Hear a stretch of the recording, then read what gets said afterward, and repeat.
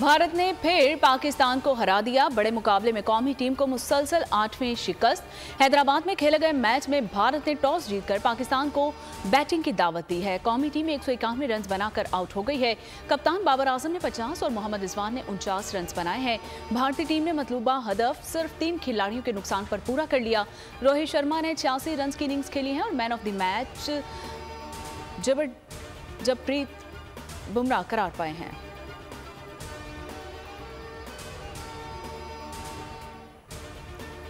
आगाज अच्छा किया था, मिडिल ऑर्डर की नाकामी के बायस संभल ना सके। कप्तान बाबर आजम ने शिकस्त की वजह बता दी है। कहा, जिस तरह शुरुआत की थी 280 से 290 रन बनने चाहिए थे। भारतीय कप्तान रोहित शर्मा बोले कि हम समझते थे कि 280 रन का हदफ मिलेगा। शुएब अख्तर कहते हैं कि 11 शाहीनों का मुकाबला 1.25 लाख भारतीयों से भी था। मिकी ऑर्थर ने कहा कि स्टेडियम में दिल पाकिस्तान की गूंज नहीं थी। वर्ल्ड कप आईसीसी का नहीं बल्कि बीसीसीआई का इवेंट लग रहा है।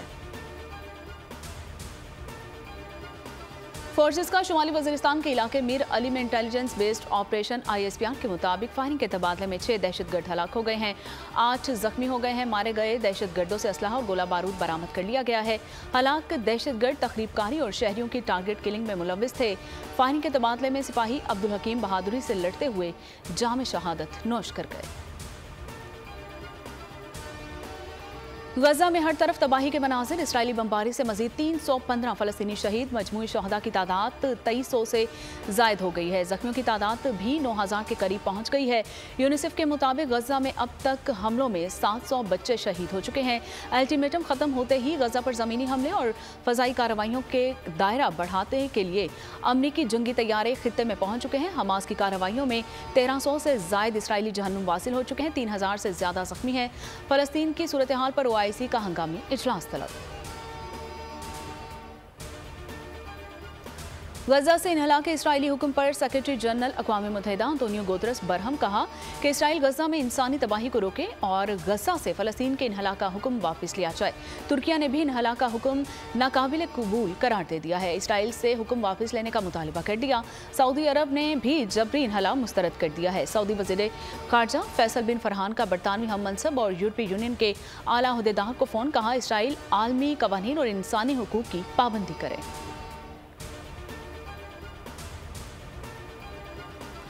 अमेरिका और रूस के बाद जर्मनी का भी अपने शहरियों को इसराइल से निकालने का फैसला। तर्जुमान जर्मन फजाइया का कहना है कि जर्मन फजाइया आज रात इसराइल से अपने शहरियों को निकालेगी। उधर इसराइली फौज ने 126 इसराइलियों के यरगमाल होने की तस्दीक कर दी है। 279 इसराइली फौजी जहन्नुम वासिल होने की भी तस्दीक की जा चुकी है।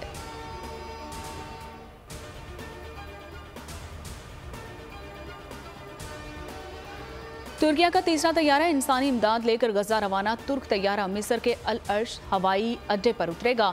इमदादी सामान में अद्वियात, तिब्बी खुराक और कंबल और डायपर्स वगैरह शामिल हैं। सामान बॉर्डर की क्रॉसिंग के जरिए गजा पहुंचाया जाएगा और मिस्र ने ताहाल इमदादी काफिलों की फलस्तीन जाने की इजाज़त नहीं दी। सरहद पर लंबी कतारें लग गईं और गैर मुल्कियों को निकालने के लिए मिस्री सरहद को खोल दिया गया।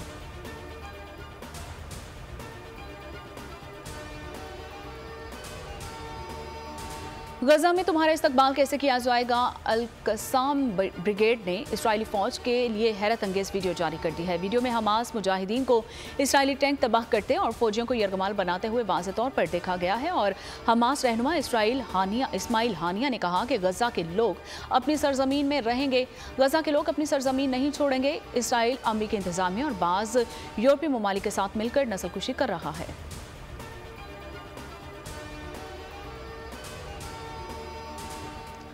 पेट्रोलियम मसनूआत की कीमतों में बड़ी कमी का इम्कान है। पेट्रोल की कीमत में 26 रुपये 57 पैसे कमी हो सकती है। डीजल की कीमत में 20 रुपये 84 पैसे तक की कमी का इम्कान है। पेट्रोलियम मसनूआत की कीमतों में कमी डॉलर की कीमत गिरने और आलमी मार्केट में कीमतें कम करने के बायस बनती है। रद्दोबदल का हतमी फैसला वज़ीर आज़म करेंगे।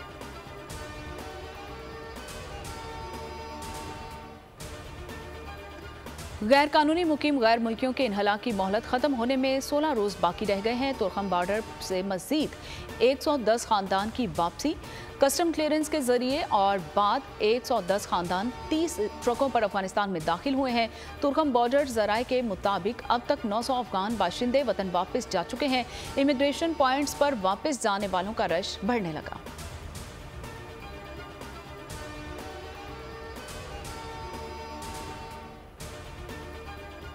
इलेक्शन एक्ट तरमीमी बिल से नवाज शरीफ की नाअहली खत्म हो चुकी है। Practice and procedure act case के फैसले से आप मुतासिर नहीं होंगे।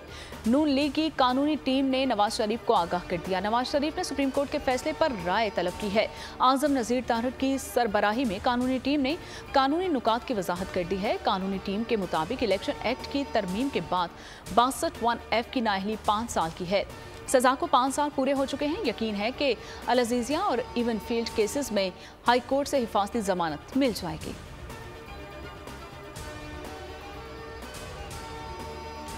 नवाज शरीफ जहाज से उतरकर घर गए तो बड़ा फसाद पैदा होगा। पीपी रहनुमा खुर्शीद शाह की पेशगोई, कहा कि हर पार्टी को बराबर मौके मिलने चाहिए। इलेक्शन में दबाव या ताकत का इस्तेमाल नहीं होना चाहिए। इस वक्त खेल की दौड़ नवाज शरीफ के हाथ में है। फसाद से बचने के लिए नून लीग को सोचना पड़ेगा।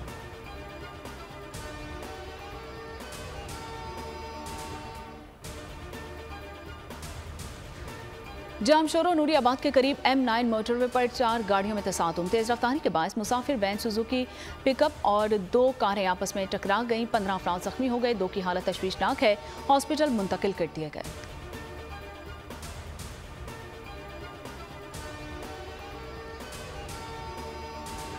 मुफ्ती कवी ने वायरल वीडियो बयान जारी कर दिया। कहते हैं कि एक प्रोग्राम के दौरान खातून मेरे पास आई, बोली मुफ्ती साहब आप नेक आदमी हैं, लोगों ने यहाँ गैर मुनासिब काम पर लगाया हुआ है, मुझे पाकिस्तान भिजवा दो। मैंने लड़की के कान में खुशखबरी सुनाई कि आपको पाकिस्तान वापस ले जाते हैं।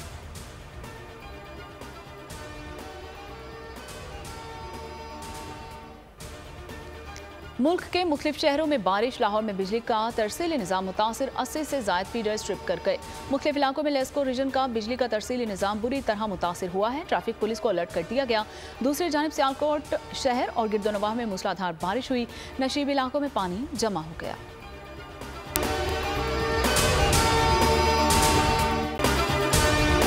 अगर आपको ये वीडियो पसंद आई है तो हमारे चैनल को सब्सक्राइब कीजिए और बेल आइकन को प्रेस कीजिए। सब्सक्राइब करें और बेल दबाएं ताकि कोई खबर रह न जाए।